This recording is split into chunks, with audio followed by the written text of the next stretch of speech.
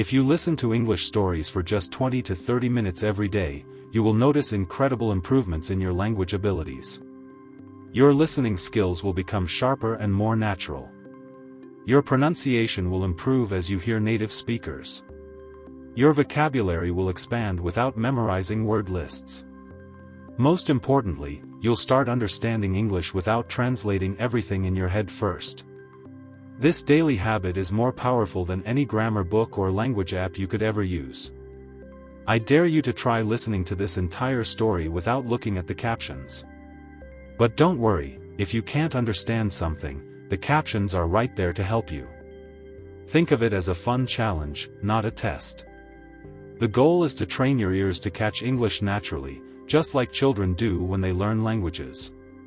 What you're about to hear is the story of this amazing movie, but told in a way that will transform your English listening skills. It's about power, family, and revenge that spans 2 generations. Picture this, a young man fleeing his homeland to escape death, and decades later, his son sitting at the top of a criminal empire but losing everything he truly cares about. You're about to discover how success can sometimes cost more than failure ever could. Our story begins in 1901 in a small town called Corleone in Sicily, Italy. This is where young Vito Andolini lived with his family. Sicily was a dangerous place back then, controlled by local bosses who ruled through fear and violence. Vito's father worked hard to support his family, but he made the mistake of opposing one of these powerful men named Don Ciccio. Don Ciccio was old, mean, and completely ruthless with anyone who challenged his authority. One terrible day, Don Ciccio's men killed Vito's father as punishment for his defiance. But the violence didn't stop there. They also murdered Vito's older brother when he tried to seek revenge. Vito's mother knew that her youngest son would be next on Don Ciccio's list. She was a brave woman who decided to sacrifice everything to save her child's life. She took young Vito directly to Don Ciccio's house. She begged the old man to spare her son's life. She promised that Vito was just a child and would never seek revenge. Don Ciccio listened coldly to her pleas, but he had already decided. He believed that children grow up to become men who remember their father's deaths. He refused to show mercy. In desperation, Vito's mother did something incredible. She pulled out a knife and held it to Don Ciccio's throat. She demanded safe passage for her son to leave Sicily forever. For a few moments, she held the most powerful man in their region hostage. But there were too many guards around. They shot and killed her immediately. However, her sacrifice worked. In the confusion, young Vito escaped and eventually made it to America. Now we jump forward to 1958, many decades later. Vito Andolini had become Vito Corleone, one of the most powerful crime bosses in America.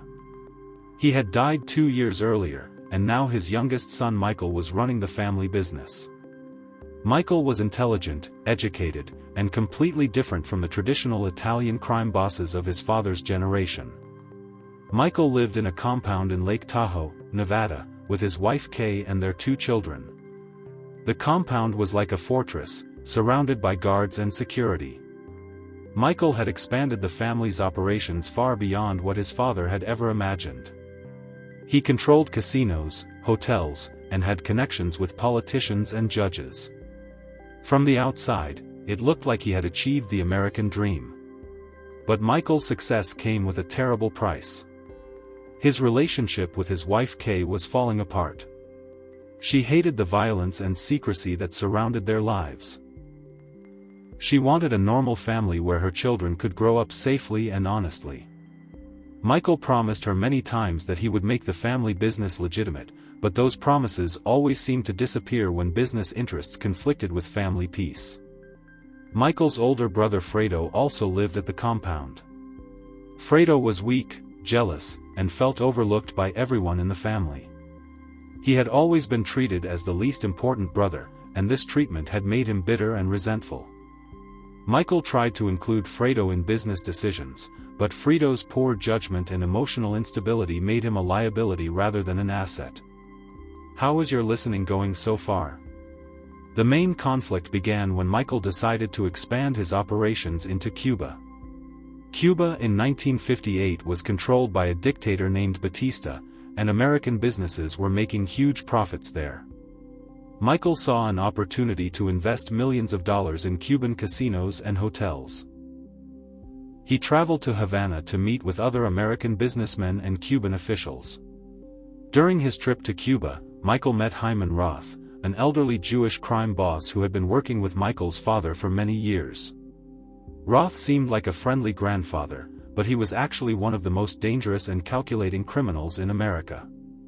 He had survived decades in the crime world by appearing harmless while secretly controlling vast illegal operations. Roth convinced Michael that Cuba would be their greatest opportunity ever. He showed Michael how much money they could make if they worked together to control the island's gambling industry. Michael was impressed by Roth's knowledge and experience. He decided to invest $2 million in their Cuban partnership.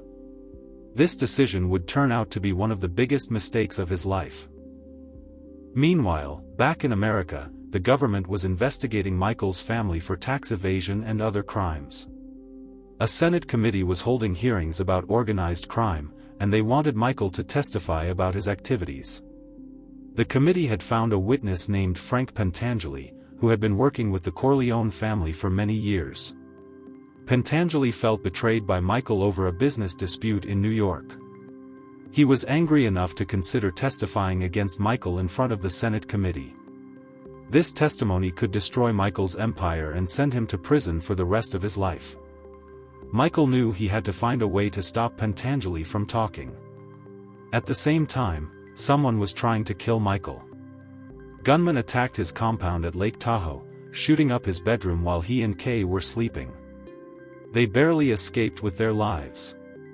Michael realized that someone close to him had provided information about his security arrangements to the attackers. He began investigating everyone around him, including his own family members. The situation in Cuba suddenly became much worse. A revolution led by Fidel Castro was gaining strength, and it became clear that Batista's government would fall soon. All the American businessmen who had invested in Cuba would lose everything. Michael's $2 million disappeared overnight when Castro's forces took control of the island. But losing money was not Michael's biggest problem. He discovered that Hyman Roth had been planning to eliminate him all along. Roth had seen Michael as a young, inexperienced leader who could be manipulated and then destroyed. The partnership in Cuba was just a trap to get Michael away from his home base and make him vulnerable to attack. Remember, it's okay to use captions if you need them. The betrayal went even deeper than Michael initially realized. His own brother Fredo had been secretly working with Hyman Roth. Fredo felt ignored and unimportant in the family, so Roth had convinced him to provide information about Michael's security and business plans. Fredo thought he was just sharing harmless details, but his information had nearly gotten Michael killed. When Michael confronted Fredo about the betrayal, Fredo broke down and admitted everything. He claimed he didn't know that Roth was planning to kill Michael. He said he just wanted to be involved in something important for once in his life. Michael was heartbroken by his brother's betrayal, but he was also furious. In their family, betrayal was the one unforgivable sin. Michael decided that he had to eliminate all his enemies before they could destroy him completely. He began planning a series of coordinated attacks that would happen simultaneously. His targets included Hyman Roth, Frank Pentangeli, and several other people who had betrayed or threatened him. Michael had learned from his father that sometimes violence is the only language that enemies understand. The plan required perfect timing and absolute secrecy. Michael sent his most trusted men to different locations around the world. One team went to Miami to deal with Hyman Roth. Another team stayed in New York to handle Frank Pentangeli. Michael himself would take care of other business personally. Everything had to happen on the same day to prevent any of the targets from warning the others. "You're doing great, keep listening." But before Michael could complete his revenge, he had to deal with the Senate hearings. He was forced to appear before the committee and answer questions about his family's activities. The hearing room was packed with reporters, government officials, and curious spectators. Michael knew that his testimony would be broadcast on television across the entire country. Frank Pentangeli was supposed to testify against Michael, but something unexpected happened.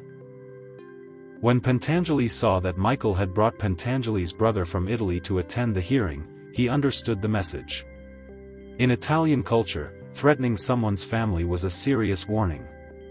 Pentangeli suddenly changed his mind about testifying and claimed he knew nothing about Michael's crimes. Michael's testimony was masterful. He answered every question carefully, never admitting to any criminal activity.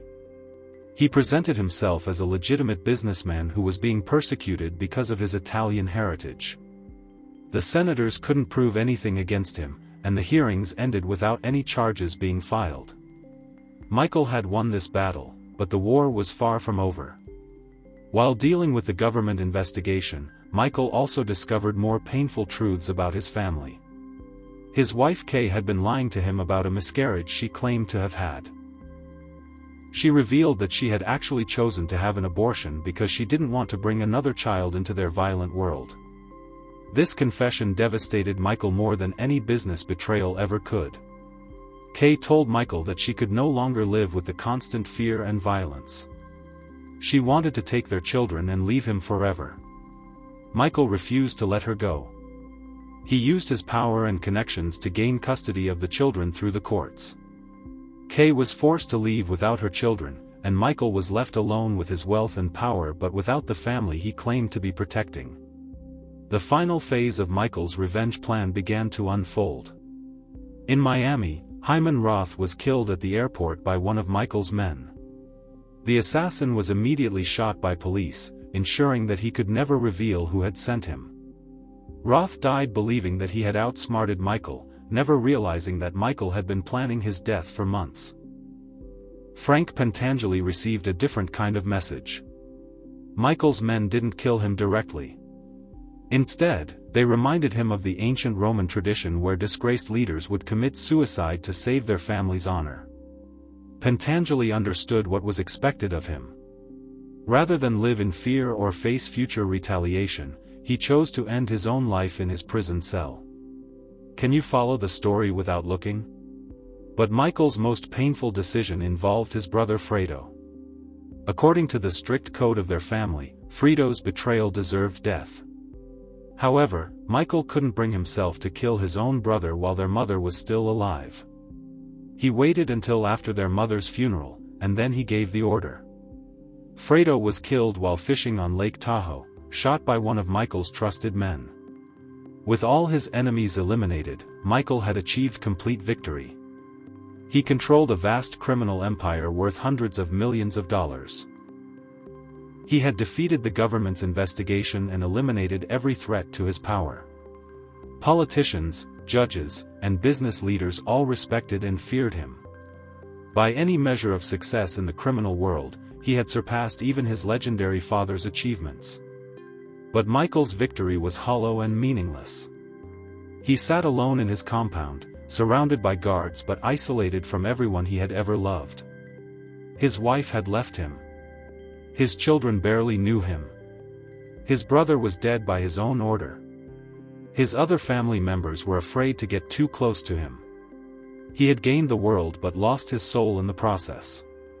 The movie ends with a flashback to happier times, showing young Vito returning to Sicily as a successful man to take revenge on Don Ciccio, the man who had killed his family. Vito found the now elderly Don Ciccio and killed him with a knife, finally avenging his father's death. But Vito's revenge had been clean and justified, while Michael's revenge had destroyed everyone around him, including himself. This is exactly how you improve your English. The story of Michael Corleone is ultimately about the price of power and the corruption that comes with absolute control. Michael began as an idealistic young man who wanted to protect his family and make their business legitimate. But every compromise he made, every violent solution he chose, led him further away from his original goals and deeper into moral darkness. The parallel story of young Vito shows us what Michael could have been. Vito built his power through respect and loyalty, not just fear. He helped people in his community and earned their genuine gratitude. When Vito used violence, it was targeted and purposeful. He never forgot that the ultimate goal was to protect and provide for his family, not to accumulate power for its own sake. Michael's tragedy is that he thought he was following his father's example, but he had learned all the wrong lessons. He saw the methods his father used but missed the wisdom and restraint that made those methods effective. Vito understood that power without love is meaningless, while Michael believed that power could replace everything else he had lost. The movie teaches us that success without moral boundaries leads to spiritual destruction. Michael gained everything he thought he wanted but lost everything that actually mattered. His isolation at the end of the film is complete and irreversible. He has become exactly what his father tried to protect the family from, a man with no connections to other human beings except through fear and obligation. Another important lesson is about the cycle of violence and revenge. Each act of violence in the story creates the need for more violence. Michael's attempts to solve problems through killing only created bigger problems that required more killing. Eventually, he was trapped in a cycle where violence was his only tool, even when it meant destroying the very people he claimed to be protecting. The story also shows how isolation and paranoia can destroy even the strongest family bonds. Michael's inability to trust anyone, including his own wife and brother, made it impossible for him to maintain the relationships that should have been most important to him. His suspicion and control pushed away everyone who might have provided him with genuine love and support. Congratulations! You just listened to about 20 to 25 minutes of English storytelling. Whether you looked at the captions or managed to follow just by listening, you've improved your English skills. If you were able to resist looking at the captions for most of the story, amazing. If you needed to peek sometimes, that's perfectly normal and still great practice. If you enjoyed this story, try our other movie stories. Remember, just 20 to 30 minutes of listening practice like this every day will transform your English. Don't forget to like this video if it helped you, subscribe for more English stories, and let me know in the comments, were you able to follow the story mostly by listening, or did you find yourself reading the captions? What was your favorite part? See you in the next story.